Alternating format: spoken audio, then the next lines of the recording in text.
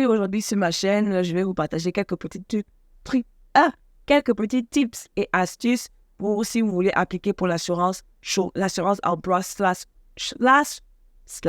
le chômage au Canada. Mais avant qu'on rentre dans le vif du sujet, générique.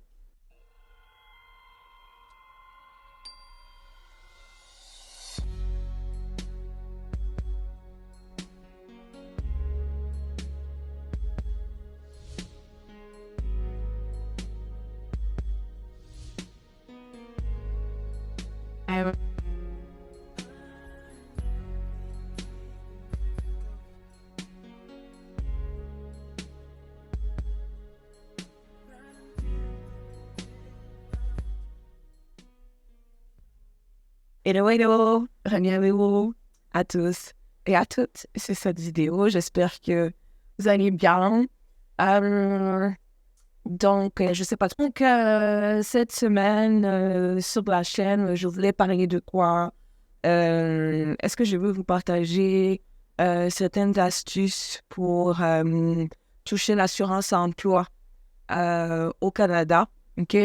Donc, pour toutes les personnes qui travaillent, et il faut que vous sachiez que l'assurance emploi, vous avez l'assurance emploi régulière, vous avez l'assurance emploi avec les prestations de maternité, paternité, parentalité, donc le RQAP, et l'assurance emploi pour la maladie. Donc, si vous avez un burn-out au travail, si vous avez, je ne sais pas, une situation qui fait que vous avez besoin de ne pas travailler en temps parce que vous êtes en maladie, donc vous avez l'assurance emploi maladie.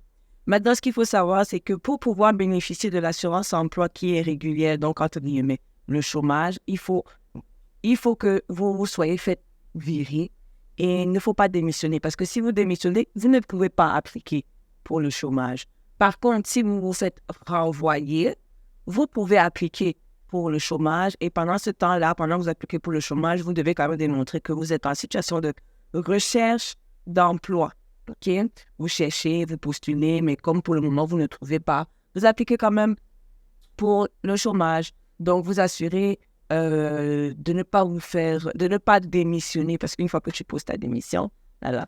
Maintenant, petite astuce, si vous trouvez que dans votre travail, on est en train de faire des choses pour vous pousser à démissionner, parce que certaines compagnies font ça, elles vont tout faire pour que vous soyez poussé à démissionner justement pour qu'elles n'aient pas à vous verser les indemnités ou des fois dans la nuit. Donc, si vous sentez que vous êtes dans un climat où on veut déjà faire en sorte que vous posez votre démission, commencez à faire le moins dans la compagnie pour qu'on soit obligé de vous renvoyer. Donc, c'est-à-dire que si vous avez un emploi où on attend de vous que vous remplissiez des objectifs, mettons par exemple que vous fassiez 5 ventes et que vous...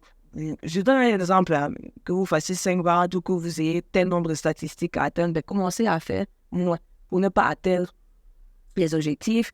Généralement, certaines compagnies vont vous faire un plan de, comment ils appellent ça? Ils appellent ça un plan de, oh là là là là là là, le mot ne me revient pas, mais c'est comme un plan sur lequel on va vous redresser un petit temps et normalement, vous devriez pouvoir atteindre vos objectifs. Si après ce plan de redressement, là, vous n'atteignez toujours pas les objectifs, on peut vous faire une lettre pour vous dire que la prochaine étape, c'est qu'on va devoir se séparer de toi. Donc, continuez de faire moins pour qu'effectivement, on se sépare de toi. Quand vous sentez déjà qu'on est en train de faire en sorte pour que vous démissionnez, ne donnez pas l'occasion de démissionner.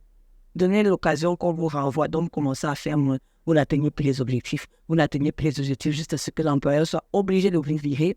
Et après, vous pouvez aller appliquer pour votre assurance emploi / chômage.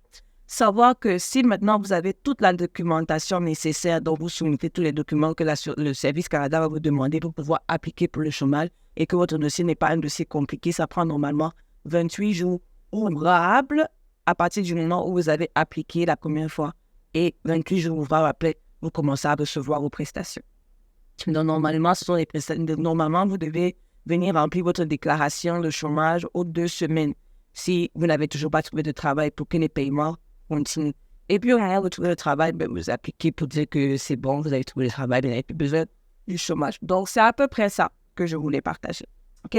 Donc, si vous avez aimé ce petit court format, je vous invite à liker, commenter, partager. Je vous invite aussi à vous abonner à ma chaîne, activer la cloche de notification pour que chaque fois que je publie une nouvelle vidéo, vous soyez tout de suite avisé.